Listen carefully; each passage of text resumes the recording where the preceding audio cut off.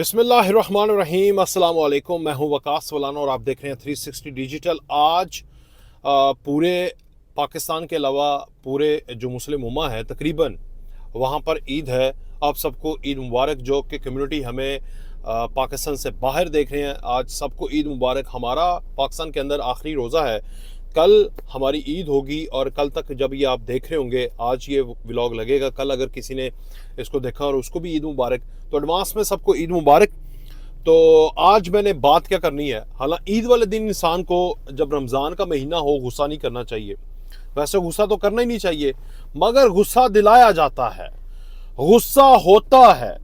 गुस्सा क्यों होता है? जब आपकी रियासत के अंदर पलने वाले कुत्ते जब रियासत पर भौंकते हैं, रियासत का खाते हैं, रियासत पर भौंकते हैं, तो उन कुत्तों पर गुस्सा करना रमजान में भी जायज है, ईद वाले दिन भी जायज है, क्योंकि वो नमक हराम है, वो मुनाफिक हैं, वो बेगैरत हैं। उन बेगैरतों को एक्सपोज करना, उनके झूठ को बेनकाब करना हमारा फर्ज है।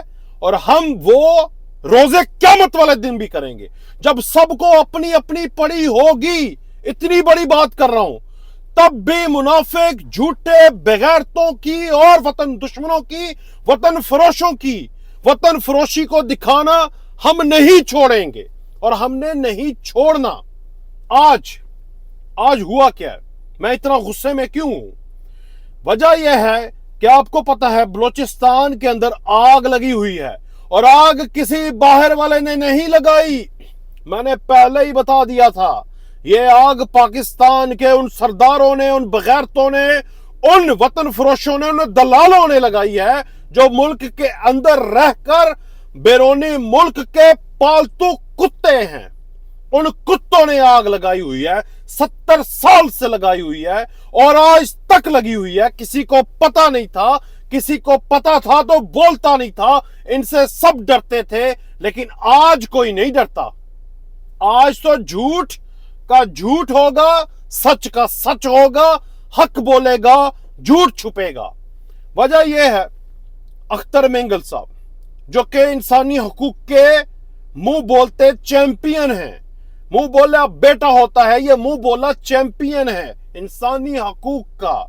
वजारतों में रहा, वज़ीर आला के ओहदों पे, बाप दादा की जागीरों पे काबिज रहा, बलूचिस्तान के अंदर अपने आप को बलोच का नुमाइंदा, इस्लामाबाद के अंदर बलूचिस्तान की आवाज कहता रहा, लेकिन कोई ऐसा मौका जाने नहीं दिया। जब पाकिस्तान पर कोई आंच आए तो पाकिस्तानी फौज पर उंगली ना उठाए, ये पंजाबियों के मुखालिफ ना हो, पंजाबी वजीर आजम के पालतू बनकर उसके बूट साफ करके वजारतें लेने वाला, पंजाबियों के खिलाफ बोलने वाला इंसान है ये। मैं माजरत के साथ कौमियत पे बात नहीं करता, मगर ये मजबूर कर देते हैं कि कौमियत पर बात की जाए, क्योंकि ये करते हैं।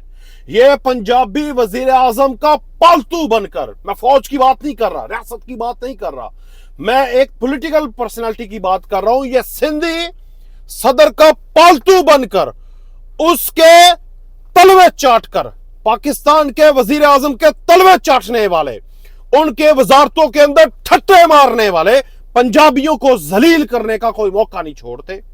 इसी तरह रात की तारीकियों में साजिशें और दिन के उजालों में जर्नैलों के बूट चाटने वाले फौज की हुर्मत पर आंच आए, कोई मौका नहीं छोड़ते।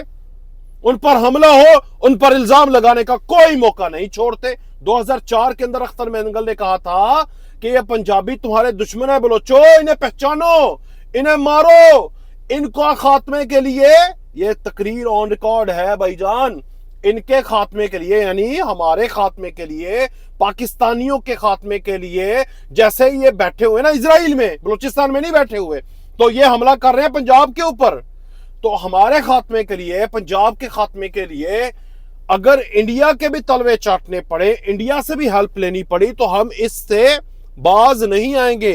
ये अख्तर मेंगल साहब ने कहा था। अब अख्तर मेंगल साहब का चट्टा खट्टा खोल के मैं सामने रखा हुआ है, चीजें लिख के लेके आया हूं, आज आपके सामने रखनी है।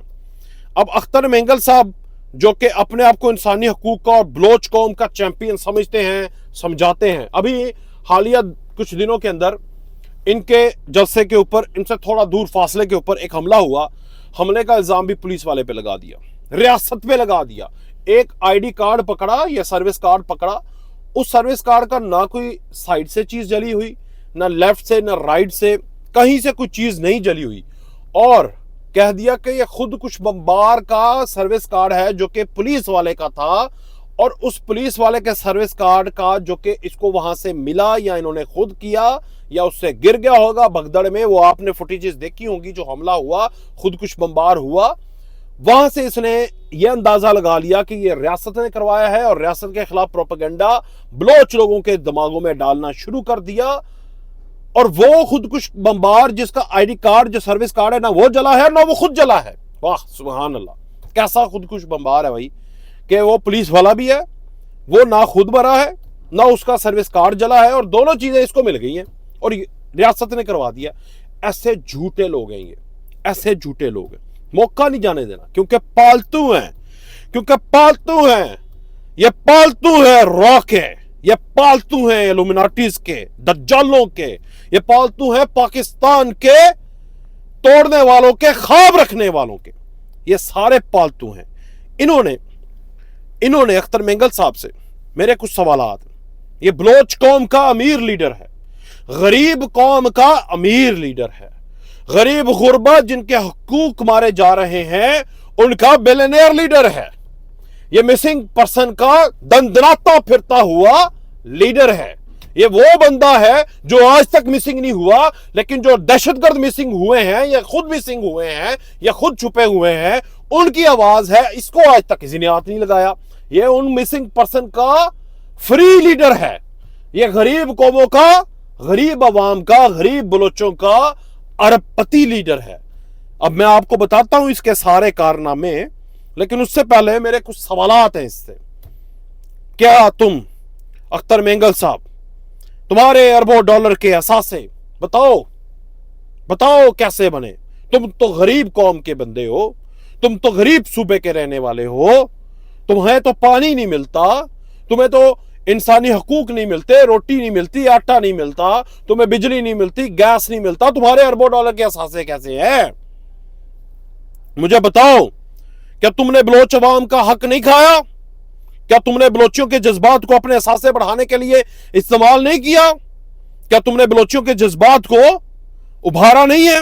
क्या तुमने बलोचियों के हकूक का झूठा प्रोपेगेंडा करने के लिए मगरबी कुव्वतों और हिंदुस्तानी लोगों से, रॉ से डॉलर्स नहीं लिए?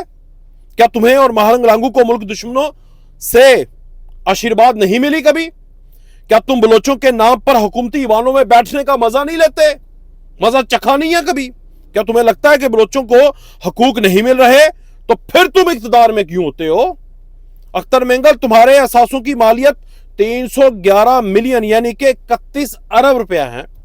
क्या साबित कर सकते हो ये अपने असासे हलाल और जायज तरीके से कमाए गए हैं? सच तो यह है कि तुम एक नंबर कौम के 2 नंबर लीडर हो, एक नंबर कौम के 2 नंबर लीडर हो। तुम्हारे जो असासे हैं उनकी लिस्ट भी मेरे पास मौजूद है, जो कि मैं चाहता हूं कि अवाम तक वो पहुंचे। मैं ये देख रहा हूं। अब ये सारी की सारी वो चीजें हैं जो कि अख्तर मेंगल साहब जो हैं वो बात कुछ करते हैं, हाथी के दांत जो हैं खाने के और हैं, दिखाने के और हैं। इन लोगों ने आज तक बलोच कौम जो है उसको बेवकूफ बना के रखा है। बलोच कौम जो है वो बड़ी गयूर कौम है। वो लोग जो हैं उनको सारी समझ है कि पाकिस्तान का दुश्मन कौन है, पाकिस्तान के साथ कौन है। मगर ये वो लोग हैं जिन्होंने बलोचों को हमेशा रियासत मुखालिफ, पाकिस्तान दोस्तों के मुखालिफ और दुश्मनों के साथ मिलाने की कोशिश की है, मगर आज तक इनके ख्वाब चकनाचूर हुए हैं। मैं इल्जाम नहीं लगा रहा, मैं सवाल कर रहा हूं अख्तर मेंगल साहब से। अख्तर मेंगल साहब, यह बताया जाए, आपका बरतानिया में एक होटल है 2 दुबई में ट्रेडिंग कंपनीज हैं दुबई में एक होटल है diamond mall and residency Islamabad में एक अदद अपार्टमेंट भी है। मंगोपीर कराची में एक अदद बंगला भी है, ख्याबान शमशीर कराची में एक अदद घर भी है, रेलवे सोसाइटी कोयटा में एक अदद घर है, वुड खुजदार में एक अदद घर है, शाह नूरानी खुजदार में 200 दुकानें हैं। वुड खुजदार में एक अदद दुकान है, शाह नूरानी खुजदार में एक अदद होटल है और खुजदार में 787 एकड़ जमीन है। इसके अलावा गैर एलानिया कारोबार, असासे, कॉपर, कांटा, सिसिलियन एक्सपोर्ट पर शराकतदारी और मजीद कंपनीज, कॉपर के काम, एल्यूमिनियम के काम, मजीद बहुत सारी चीजें हैं जो गैर एलानिया हैं और टोटल ये अरबों रुपए की प्रॉपर्टी है। और ये आवाज उठाता है उन बलोच गरीबों के जिनके तन पे कपड़े नहीं होते और उनको हथियार उठा के पाकिस्तान का दुश्मन बना देना है, बाहर से भी पैसा ले लेना है। यहाँ पर उन्हीं पंजाबियों का प्राइम मिनिस्टर के नीचे मिनिस्टर भी बन जाना है, लेकिन बलोचियों को कहना है पंजाबी तुम्हारे दुश्मन है। नवाज शरीफ के साथ यारी है मेरी, लेकिन पंजाबी जहां देखे उतारो इसे सड़क से, उतारो इसे बस से, मारो इसके सीने में गोली, यह दुश्मन है तुम्हारा, खा गया तुम्हारा, यह जर्नैल पंजाबी। लेकिन वजीर आजम पंजाबी है मैं उसका मिनिस्टर बनूंगा क्योंकि मुझे ओहदा चाहिए। यह हकीकत, मजीद हकीकतें भी बताऊंगा इसके बाद। आइंदा आने वाले व्लॉग में मजीद हकीकतें भी एक्सपोज भी करूंगा। ईद पे भी नहीं जान छोड़ूंगा। ईद मुबारक अख्तर मेंगल साहब, लेकिन आपकी जान नहीं छूटी जाएगी जब तक आप ठीक नहीं होते। इजाजत दीजिए, अल्लाह हाफिज।